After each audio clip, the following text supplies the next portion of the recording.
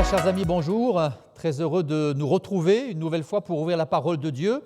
Et aujourd'hui, j'aimerais vous parler d'un sujet qui est tellement important. Ce sujet, c'est le pardon. Nous allons parler aujourd'hui du pardon et nous allons voir ce que la Bible dit à ce sujet. Et j'aimerais introduire cette méditation par une lecture qui se trouve dans l'Évangile de Luc au chapitre 15 et au verset 11, où il est question du fils prodigue. Et je lis ceci, il dit encore, un homme avait 2 fils. Le plus jeune dit à son père, « Mon père, donne-moi la part de bien qui doit me revenir. » Alors le père leur partagea son bien. Peu de jours après, le plus jeune fils, ayant tout ramassé, partit pour un pays éloigné, où il dissipa son bien en vivant dans la débauche. Lorsqu'il eut tout dépensé, une grande famine survint dans ce pays, et il commença à se trouver dans le besoin. Alors il alla se mettre au service d'un des habitants du pays, qu'il envoya dans ses champs garder les pourceaux. Il aurait bien voulu se rassasier des carouges que mangeaient les pourceaux, mais personne ne lui en donnait. Étant rentré en lui-même, il dit, « Combien d'ouvriers chez mon père ont du pain en abondance, et moi ici, je meurs de faim. Je me lèverai, j'irai vers mon père, et je dirai, « Mon père, j'ai péché contre le ciel et contre toi. Je ne suis plus digne d'être appelé ton fils. Traite-moi comme l'un de tes ouvriers. » Alors il se leva et alla vers son père. Comme il était encore loin, son père le vit et fut ému de compassion. Il courut se jeter à son cou et il l'embrassa. Le fils lui dit, « Mon père, j'ai péché contre le ciel et contre toi. Je ne suis plus digne d'être appelé ton fils. » Mais le père dit à ses serviteurs, « Apportez vite la plus belle robe et revêtez-le. Mettez-lui un anneau au doigt et des souliers aux pieds. Amenez le veau gras, tuez-le, mangeons et réjouissons-nous, car mon fils que voici était mort, et il est revenu à la vie. Il était perdu, et il est retrouvé. » Et ils commencèrent à se réjouir. Or, le fils aîné était dans les champs. Lorsqu'il revint et approcha de la maison, il entendit la musique et les danses. Il appela un des serviteurs et lui demanda ce que c'était. Ce serviteur lui dit, « Ton frère est de retour, et ton père a tué le veau gras, parce qu'il l'a retrouvé en bonne santé. » Il se mit en colère et ne voulut pas entrer. Son père sortit et le pria d'entrer. Mais il répondit à son père, « Voici, il y a tant d'années que je te sers, sans avoir jamais transgressé tes ordres, et jamais tu ne m'as donné un chevreau pour que je me réjouisse avec mes amis. Et quand ton fils est arrivé, celui qui a mangé ton bien avec des prostituées, c'est pour lui que tu as tué le veau gras. » « Mon enfant, lui dit le père, tu es toujours avec moi, et tout ce que j'ai est à toi. Mais il fallait bien s'égayer et se réjouir, parce que ton frère que voici était mort et qu'il est revenu à la vie, parce qu'il était perdu et qu'il est retrouvé. » Ce texte du Fils prodigue est certainement l'un des plus beaux passages que vous pourrez trouver dans la Bible et notamment dans les évangiles. C'est Jésus qui explique, qui raconte cette parabole. Et au travers de cette parabole, j'aimerais vous parler du pardon, mais j'aimerais vous parler du pardon sous 3 aspects. Nous allons parler premièrement du pardon du Père Céleste, le pardon de Dieu. Ensuite, nous allons parler du pardon envers son prochain, le pardon que l'on offre à celui qui nous a blessés. Et enfin, nous allons parler du fait de se pardonner soi-même. 3 points que j'aborderai rapidement, en commençant par le pardon de Dieu, le pardon du Père, le Père Céleste.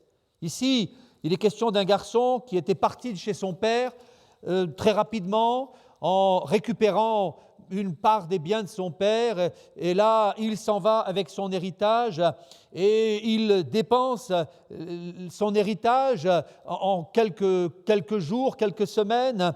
Il dépense son argent très rapidement, et cela dans des fêtes, dans des festins. Il vit la nuit, il se livre à la débauche, il côtoie les prostituées, et là, il dépense ses biens très rapidement, jusqu'à ce qu'une famine vienne sur le pays.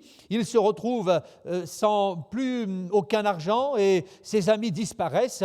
Et là, eh bien, dans cette solitude effroyable, il est obligé d'aller se mettre au service d'un des habitants du pays et il devient gardien de cochons. C'est vous dire si ce garçon est tombé bas, lui qui vivait dans le raffinement, dans l'aisance, eh bien, le voilà devenu serviteur d'un des habitants du pays et il garde les porcs, il vit dans la crasse du matin au soir. Et je pourrais dire que ce garçon, eh bien, s'était sali.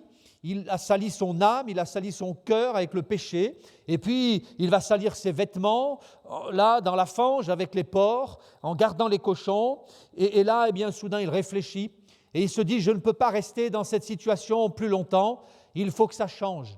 Et ce garçon va prendre sa vie en main, il va prendre une décision, et il dira, je me lèverai, je retournerai vers mon père, et là, je lui demanderai pardon. Et je pense que si ce garçon a pris la décision de se lever, et s'il est passé à l'acte, puisque le texte nous dit qu'il se leva et il alla vers son père, eh bien si ce garçon a eu le courage de retourner auprès de son père, c'est parce qu'il savait que son père avait la capacité de le pardonner. Il savait pertinemment que son père était un homme bon, un homme compatissant, capable de tourner la page d'un passé scabreux. Il était capable d'oublier ces choses et de lui offrir son pardon. Et c'est tellement formidable d'avoir un père qui est capable de nous pardonner. C'est pour cette raison que ce jeune homme, eh bien, a été capable de se lever, de retourner dans la maison de son père. Il savait que son père n'allait pas le repousser, le rejeter, l'humilier, mais qu'il allait lui offrir son pardon, tout simplement parce qu'il se savait aimé de son père. Je voudrais vous parler aujourd'hui du pardon de Dieu. J'aimerais vous dire que le Dieu du ciel, le Dieu de la Bible, c'est un Père céleste aimant, bienveillant, doux, compatissant, et il est capable de nous pardonner, il est capable de vous pardonner. Quelles qu'aient été vos actions passées, quelle que soit votre vie aujourd'hui, je voudrais vous dire que Dieu, le Père céleste, peut et veut vous pardonner. Il veut effacer ces choses que vous avez faites et qui aujourd'hui pèsent sur votre conscience. Parce que le pardon, c'est le fruit de l'amour. Et ce papa, dans cette parabole, aimait son fils et malgré tout ce qu'il avait fait, malgré le temps qui avait passé, malgré le fait qu'il avait dépensé tout l'argent avec les prostituées, comme le dira son frère d'ailleurs, eh bien, il l'aimait encore. Dieu vous aime encore. Et il est encore capable de vous pardonner, quelle que soit votre vie passée ou présente. Dans le psaume 103, je lis ceci, c'est lui, Dieu, le Père céleste, c'est lui qui guérit toutes tes maladies et qui pardonne toutes tes iniquités. Et je voudrais m'arrêter sur ce passage. Le psaume 103 affirme que Dieu est capable de guérir toutes nos maladies et de pardonner toutes nos iniquités. C'est lui qui le fera. Quels que soient les péchés que vous avez commis, quelles que soient les choses qui pèsent sur votre conscience, c'est lui qui pardonne toutes tes iniquités et qui guérit toutes tes maladies. Ce qu'il y a de formidable dans ce passage, c'est que nous pouvons établir une certaine relation entre la guérison et le pardon. C'est lui qui guérit toutes tes maladies, qui pardonne toutes tes iniquités, comme si, en réalité, le pardon avait des vertus, une capacité de guérir nos maladies, de panser nos plaies. Tant de gens souffrent, tant de gens sont dans la peine, ils ne sont pas guéris émotionnellement, mais lorsqu'ils reçoivent le pardon de Dieu, alors le pardon du Père Céleste, c'est une source de guérison, c'est comme un baume à poser sur notre âme. Dieu, le Dieu de la Bible, c'est un Dieu qui pardonne le péché, gratuitement. D'ailleurs, quand on tourne les pages de la Bible, eh bien, nous trouvons des histoires extraordinaires. J'aimerais citer quelques-unes de ces histoires. Tenez, regardez l'exemple du roi David. David qui avait orchestré le meurtre de son meilleur ami Uri le Héthien, qui avait couché avec sa femme, un homme qui va faire des choses absolument immorales et condamnables, inexcusables, mais pourtant dans un élan de repentance, il va venir aux pieds de Dieu, il va demander pardon au Père Céleste, et voilà que Dieu va lui pardonner. Dieu va pardonner David, l'adultère, le criminel. Continuons de tourner les pages de la Bible, nous trouvons un autre homme qui s'appelait Moïse. Moïse qui, dans un accès de colère, va se saisir d'un Égyptien et il va le tuer. Et il va partir en exil, rongé par la culpabilité pendant des années. Mais des années plus tard, 40 ans plus tard, eh bien Dieu va venir frapper à la porte du cœur de Moïse et lui offrir son pardon. Et là, eh bien, il va recommencer une vie nouvelle. Dieu va pardonner le crime de Moïse. Pourrions parler de Rahab, une prostituée, une femme de mauvaise vie. Dans la ville de Jéricho, tout le monde la connaissait, tout le monde savait quel était son commerce. Eh bien, voilà que Dieu va frapper à la porte de cette femme. Et il va lui offrir son pardon, une vie nouvelle, un nouveau départ. Et Rahab va être sauvée parce que Dieu l'aimait. Oui, il va pardonner David, il va pardonner Moïse, il va pardonner Rahab, la prostituée, il va pardonner Saul de Tarse, un homme qui était rempli de haine et qui persécutait les chrétiens. Mais sur le chemin de Damas, eh bien, Jésus va venir à la rencontre de Saül, de Saul de Tarse, pour lui offrir son pardon. Il était brutal, il était violent, il était odieux, mais Dieu va lui pardonner. Nous pourrions parler de Simon-Pierre. Simon-Pierre qui avait lâchement abandonné Jésus. Simon-Pierre qui va renier sa foi devant une simple servante et qui va déclarer qu'il ne connaissait pas Jésus, mais quelque temps plus tard, bien Jésus va à nouveau entrer dans la vie de Simon-Pierre pour lui offrir son pardon. Le Dieu de la Bible, c'est un Dieu qui pardonne. C'est un message formidable, le message du pardon. Dans le psaume 130, au verset 3, je lis « Si tu gardais le souvenir de nos fautes, alors qui pourrait subsister ?» Et celui qui écrit cela, le psalmiste, le roi David, savait ce qu'il avait fait, ce qu'il avait été. Mais un jour, Dieu lui avait donné son pardon. Et il pourra écrire cela « Si tu gardais le souvenir de nos fautes, de mes fautes, qui pourrait subsister ?» Personne ne pourrait tenir devant Dieu, personne ne pourra entrer dans le paradis si Dieu ne pardonnait pas. Mais le Dieu de la Bible, c'est un Dieu qui pardonne. Et voyez-vous, j'aimerais dire cela aussi, c'est que le pardon de Dieu, c'est un pardon qui libère. Lorsque Dieu pardonne, eh bien, c'est comme si une chaîne était brisée, rompue. Ceux qui ont fait l'expérience du pardon du Père Céleste sont libres. Libres de leur passé, libres de leur culpabilité, libérés de leur péché. Le pardon de Dieu, c'est un pardon qui libère. Il est question ici d'un garçon qui était au service d'un des habitants du pays. C'était un propriétaire, il possédait un cheptel important avec de nombreux cochons. Et donc, le fils prodigue va être là, esclave de cet homme qui ne lui donnait même pas à manger. Mais quand le père l'a pardonné, eh bien, je voudrais vous faire remarquer qu'après cela, le garçon ne fut plus jamais au service de ce propriétaire. Il a été libéré. Il n'était plus esclave, mais il était libre. Et lorsque Jésus pardonne, lorsque Jésus efface le péché, alors on trouve enfin la vraie liberté. Le péché nous rend esclaves, mais le pardon de Dieu brise nos chaînes et nous rend libres. Alors ce récit, cette parabole, c'est une histoire de pardon. Le Père va pardonner le Fils, et lorsqu'il va lui pardonner, eh bien, il va appeler ses serviteurs. Le verset 22 nous dit ceci, le Père dit à ses serviteurs, « Apportez vite la plus belle robe, et revêtez-le, et mettez-lui un anneau au doigt et les souliers aux pieds, la plus belle robe. » Ce qui signifie que, eh bien, il va se débarrasser de ce vieux vêtement qui était crasseux et puant, et il va avoir un vêtement propre, un vêtement neuf. Voyez-vous, le pardon nous purifie. Le pardon nous lave. Et quand on a expérimenté le pardon du Père Céleste, alors on a une sensation de propreté absolument extraordinaire. Ce garçon, soudain, s'est senti bien parce qu'il était propre. Dans un monde où le péché, le vice, la souillure, l'immoralité, eh bien, vont bon train, quand on vient à Dieu, qu'on s'approche de la croix et qu'on reçoit son pardon, il nous lave. Il lave notre âme, il lave notre cœur. Et puis, une autre réflexion, c'est que dans ce passage, il est écrit que le garçon s'est levé. Et là, eh bien, alors que le père l'a enlacé, s'était jeté à son cou et l'a embrassé, le serrait fort, eh bien, le fils a pris la parole. Il a dit ceci au verset 21, « Mon père, j'ai péché contre le ciel et contre toi. Je ne suis plus digne d'être appelé ton fils. » C'est-à-dire qu'il a confessé son péché. Il l'a avoué. Il a pris la parole. Et là, devant son père, devant ses serviteurs, eh bien, il a confessé son péché. L'un des points importants pour recevoir le pardon, c'est la confession.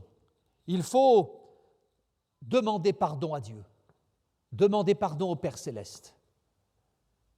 La Bible nous dit dans la première épître de Jean au chapitre 1er au verset 9, « Si nous confessons nos péchés, il est fidèle et juste pour nous les pardonner et pour nous purifier de toute iniquité. » Donc la confession, c'est un point important, le fait d'avouer, le fait de dire son péché, de le reconnaître. Le regretter intérieurement, c'est bien, mais le dire, l'avouer, le reconnaître, eh bien, c'est une étape supplémentaire qui nous permet d'accéder au pardon du Père Céleste. Après que David, le roi David, qui avait, comme je le disais tout à l'heure, orchestré le meurtre d'Uri, son meilleur ami, et qu'il ait pris sa femme, eh bien, pendant un certain temps, cet homme va être rongé par la culpabilité, et plus tard, il écrira dans le psaume 32 ce texte: « Tant que je me suis tu, mes os se consumaient.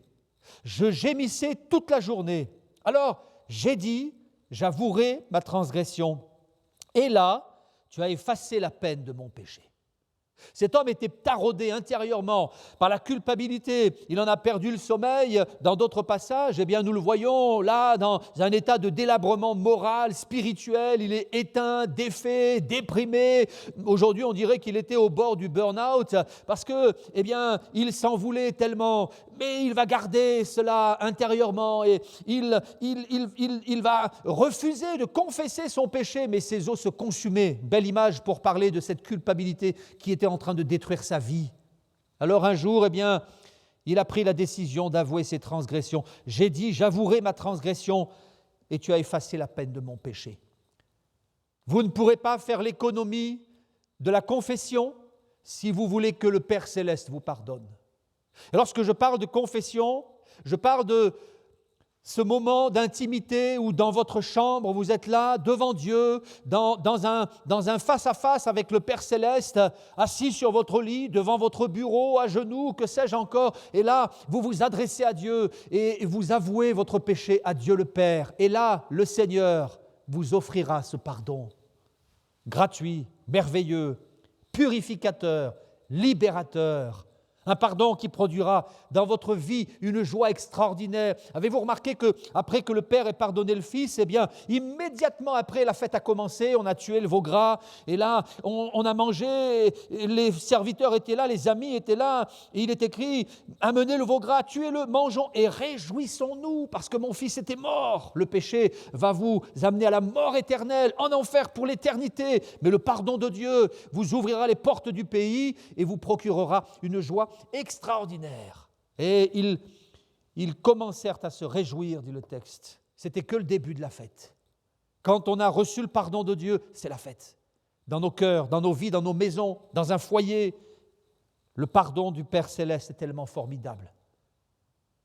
Et puis, il y a aussi le pardon que l'on offre à son prochain. Dans ce texte, il y a 3 personnages. Il y a le Père, il y a ce fils qui est parti dans un pays éloigné pour dissiper tous ses biens, et puis il y a le second fils. Et j'aimerais m'arrêter pendant quelques instants sur ce second fils qui était au champ, le fils aîné, et il revient des champs, il entend des cris, des chants, des gens qui sont heureux, il se demande ce qui se passe, alors il s'approche de la maison, il est fatigué, il a mal au rein, et il appelle un serviteur et il demande à ce serviteur, mais que se passe-t-il? Et le serviteur de répondre, eh bien voilà, ton frère est revenu et ton père a organisé une fête extraordinaire pour accueillir ton frère. Et là, soudain, dans le cœur de ce garçon, une colère va gronder. Il va refuser d'aller embrasser son frère. Et là, eh bien, le verset 28 nous dit ceci, il se mit en colère, ne voulut pas entrer. Alors son père sortit et le pria d'entrer. Ce garçon avait décidé de ne pas pardonner son frère. Et tant qu'il était dans cette situation-là, la colère grondait en lui, il était malheureux, il n'était pas à la fête, mais il était à part. Voyez-vous, quand on refuse d'offrir son pardon, eh bien, on n'est pas à la fête. Quand on refuse d'offrir son pardon, on est comme rempli de fiel intérieurement. Ce garçon était amer, il en voulait à son frère. Il y avait comme un poison intérieur, une racine de rancune qui était là en lui et il ne pouvait pas prendre part à la fête. Il était triste, abattu. Dans l'Épître aux Hébreux, chapitre 12, verset 14, je lis ceci. C'est une parole qui nous incite à la plus grande prudence et qui nous dit ceci, que personne ne se prive de la grâce de Dieu, qu'aucune racine d'amertume ne produise du trouble en vous. Quand il y a une racine d'amertume, quand on refuse de pardonner, eh bien, on se prive de la grâce de Dieu, on se prive de la joie de Dieu, on se prive de la paix intérieure. Et le refus de donner son pardon, en réalité, ne fait de mal qu'à nous-mêmes. Et la rancune, c'est comme une racine, qu'aucune racine d'amertume ne produise du trouble, dit ce texte. Quand on parle de racine, la racine, ça évoque ce qui est profond, ce qui est caché, et qu'on a tellement de mal à arracher. Mais je crois que c'est possible d'être pardonné par le Père Céleste. C'est possible aussi, quand on est touché par l'amour de Dieu, de pardonner celui qui nous a blessés. Est-ce que vous remarquez que dans ce texte, c'est le Père qui est sorti à la rencontre de ce garçon? Parce que le Père a eu compassion de ce garçon, le fils aîné, qui n'était pas à la fête, mais qui restait à l'extérieur. Il est dit ceci, son père sortit et le pria d'entrer. Et le Père va venir au secours de ce garçon et il va le prier d'entrer dans la fête. Aujourd'hui, le Père Céleste vient à votre rencontre, il vient à votre secours et il va vous aider à pardonner si vous vous laissez toucher par la main de Jésus, toucher par l'amour de Dieu.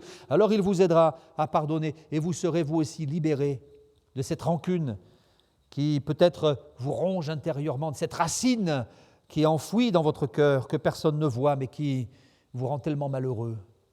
Alors il y a le pardon du Père Céleste, il y a le pardon que l'on doit offrir à son prochain, à celui qui nous a blessés, déçus, trahis peut-être. Et puis il y a aussi le pardon de soi-même. Apprendre à se pardonner soi-même. Ce n'est pas facile. Il y a des gens qui ont été malheureux toute leur vie parce qu'ils ne se sont jamais pardonnés. Ils s'en sont voulus pendant des années et ils ne se sont jamais autorisés à être heureux parce qu'ils ne se sont pas pardonnés. Et je crois que c'est tellement important. Dieu nous offre son pardon. J'ai connu des personnes qui, en découvrant l'Évangile, avaient fait cette expérience, étaient venues à Dieu, avaient demandé pardon à Dieu, et Dieu leur a pardonné parce que c'est écrit, si nous confessons nos péchés, il est fidèle pour nous les pardonner. Et Dieu les avait pardonnés, mais eux ne se sont pas pardonnés eux-mêmes. Et ne se sont jamais autorisés un peu de bonheur, un peu de joie. Ne se sont jamais autorisés à être heureux parce qu'ils ne s'étaient pas pardonnés. Il y a un texte dans la Bible que j'aime beaucoup. Il se trouve dans la première épître de Jean, au chapitre 3, au verset 20. Il est écrit, si notre cœur nous condamne, eh bien Dieu, lui, est plus grand que notre cœur. Et parfois, eh bien notre cœur nous fait des reproches. Nous nous sentons condamnés, accusés, parce que nous avons fait, dit, pratiqué des choses qui nous déplaisent. Et nous n'arrivons pas à nous pardonner. Mais en réalité, Dieu est plus grand que notre cœur et lui est capable de nous pardonner. Alors, ne vous arrêtez pas à ces choses-là, venez à la croix, là où Jésus a payé pour nos fautes, et saisissez le pardon de Dieu, gratuit, libérateur.